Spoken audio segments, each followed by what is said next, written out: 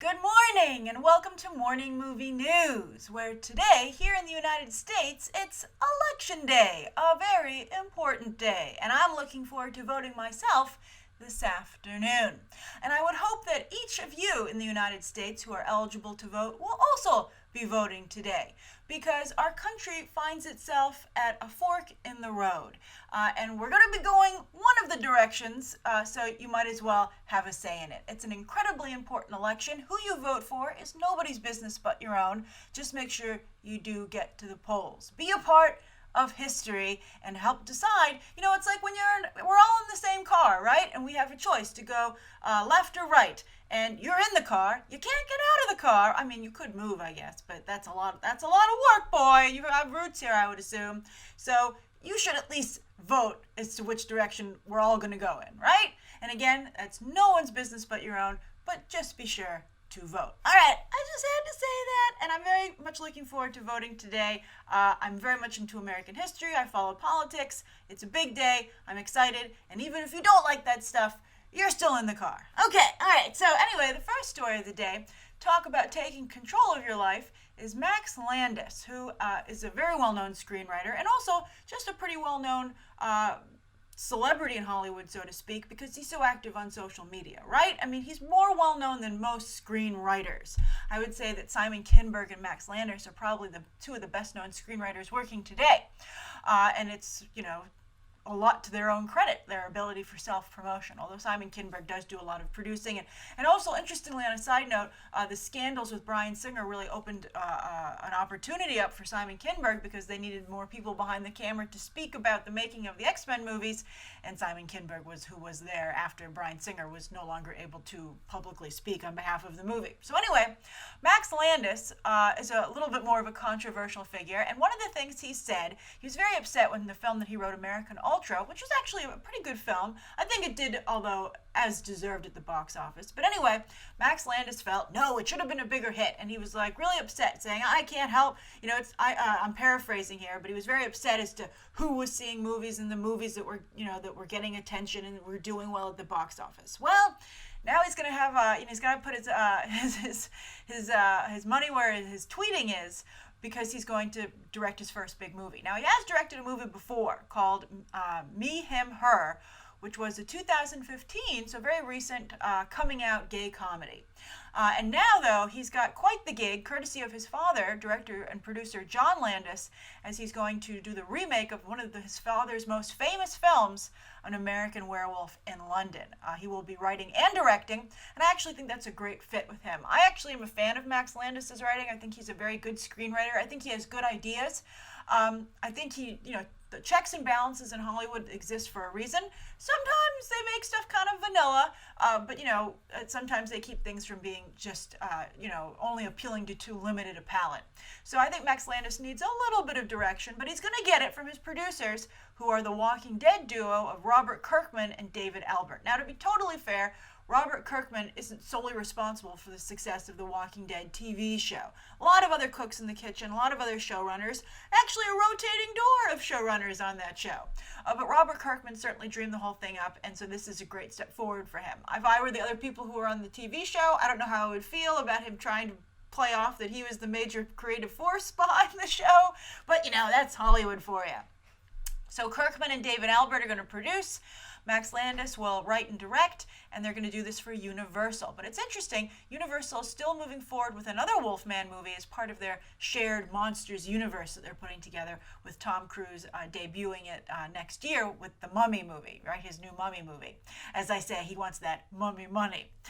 But Max Landis will, I don't think Max Landis is getting a lot of money for this gig. I think this is his opportunity to step forward and to be a director. We'll see what he's got. The visual effects, American Werewolf in London was not only a famous horror film, but it was also famous for its visual effects. One of the first major, practical visual effects films ever made. And I believe it actually won the first Oscar for visual effects. So they're going to have to really step up their game to continue to be a cutting-edge commodity, as the film should be. But again, I do have faith in Max Landis. His Superman comic was excellent, American Alien. I liked what he did with the character quite a bit. I think he's very talented. And again, as long as he has someone just looking at to balance him to make sure he doesn't get too, niche, I think that he'll be in good shape. And if I were Universal, I'd feel very good about this package, especially if I could keep that budget down. All right, so that's the first story of the day. Now, the second story of the day is the announcement that Dumbledore is being cast, which means that David Yates has said they're looking for actors, which means that Johnny Depp is not Dumbledore, and that means almost for sure he's Grindelwald, which I have to say sure sucks for Colin Farrell. We'll talk about that in just a second, but David Yates expanded on this, and he said, yes, the second movie will have some Dumbledore Newt scenes, and it's like just a few scenes, and then maybe David Yates is being sarcastic. Maybe he's like, yeah, we're handing the movie to Dumbledore. I don't know. I feel like if they wanted to make a Dumbledore Grindelwald movie, they should have just made a Dumbledore Grindelwald movie, not floated out this Percival Graves, whoever Colin Farrell is playing, and Newt Scamander film in the beginning, and then just done the old switcheroo, right? It's like, I think, what are you selling me here? So I feel it really sucks for Colin Farrell. I think it's almost a little disrespectful to the actor to be like, we need you to be like the fake out bad guy. And it reminds me, there's a current trend happening in Hollywood where they're like, let's work our way up to the really big bad guy with a bunch of like lame, not so bad guys. Like, for instance, the idea that Danny Houston is the Duke of Deception in the new Wonder Woman movie. That Ciarán Hinds, the rumor is he'll be playing Steppenwolf in Justice League. But we're not getting Ares. We're not getting Darkseid. We're not getting Grindelwald. I think that it's fine for these villains to have second in commands, right? But I think it's a mistake to wait and hold off for the big bads, right? I think Hollywood has to be careful. You don't always get your sequel, right? If your movie doesn't do well enough at the box office. Just ask Fantastic Four group, Josh Trank, although he was off that film long before they made that. Well, I think they probably made that decision before it was released, quite frankly. But anyway, you don't always get your sequel. So I think it's a mistake it's nice to have a 3 or 5 movie plan, but I think it's really a bad idea to be like, well, let's hold off. And you'll get, look what they did with Thanos over at the MCU with Kevin Feige, how he handled that. I think that's one of the few, if only the only mistakes that he's made, and how Thanos has been handled. And if he was such a big deal, they should have been using him this whole time. So I just feel these secondary villains working their way up to the big cheese is a mistake. And also it creates these roles that are really, who wants them, right? I feel very bad for Colin Farrell. I thought he was going to be Grindelwald, which would have been great for him. And I feel bad for Ciarán Hinds, and I feel bad for Danny Houston, right? And also think of maybe we could have gotten a little bit better caliber actors in all these. I like Colin Farrell, but let's face it, he's a little bit box office poison. Maybe we could have gotten better actors if there were better roles up for grabs. So I don't like this trend. And I think that Johnny Depp is Grindelwald. I don't know why J.K. Rowling is so insistent that people from the correct country be cast for the UK roles, but to hell with Scandinavia, where Grindelwald is from. Alexander Skarsgård should have been Grindelwald. It would have been amazing. But anyway, shoulda, woulda, coulda. Because he's already with Warner Brothers for Tarzan. But anyway, we'll see what happens. So that's the second story of the day. Now, speaking of Warner Brothers, the third story of the day is that yesterday Gal Gadot revealed that she is having her second child. And at first I was like, oh no, because I'm very happy for her personally. But as you might recall, that really was a pain in the butt for Joss Whedon in the Age of Ultron crew when Scarlett Johansson was pregnant while filming that movie. They had, they could use her very little. She had to have stunt double all the time. She still had some cool scenes. I loved it when she dropped out of that plane on the motorcycle. But still, she probably could have been a little bit more in the mix if she hadn't been pregnant at the time of filming. But then I realized that Gal Gadot, she's perfectly timed her pregnancy.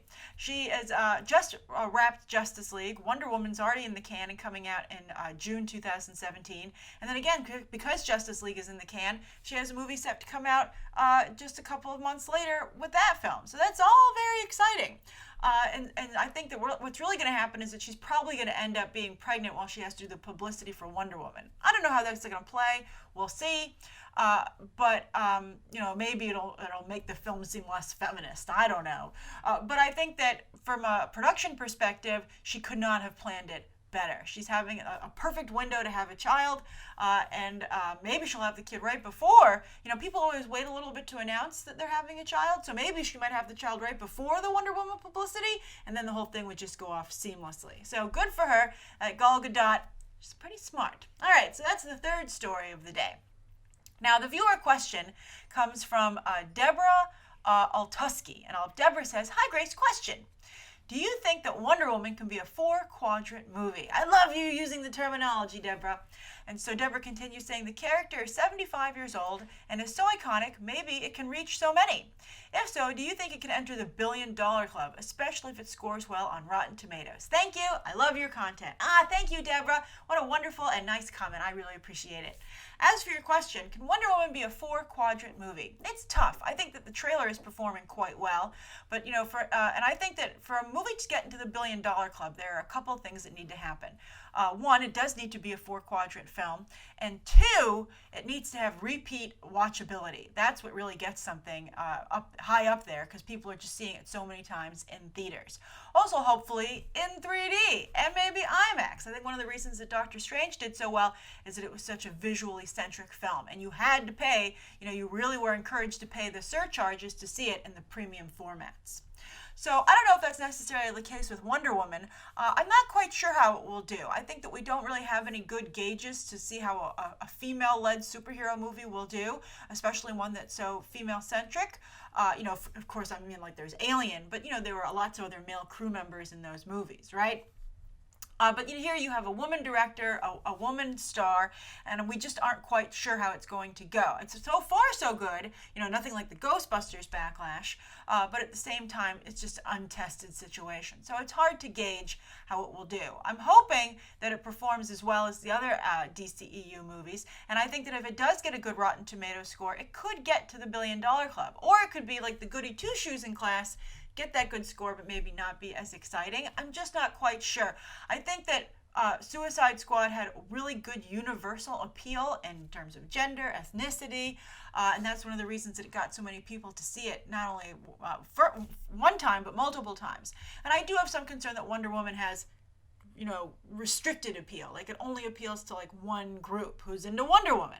I think that Chris Pine's going to have to go a long way to making this look good.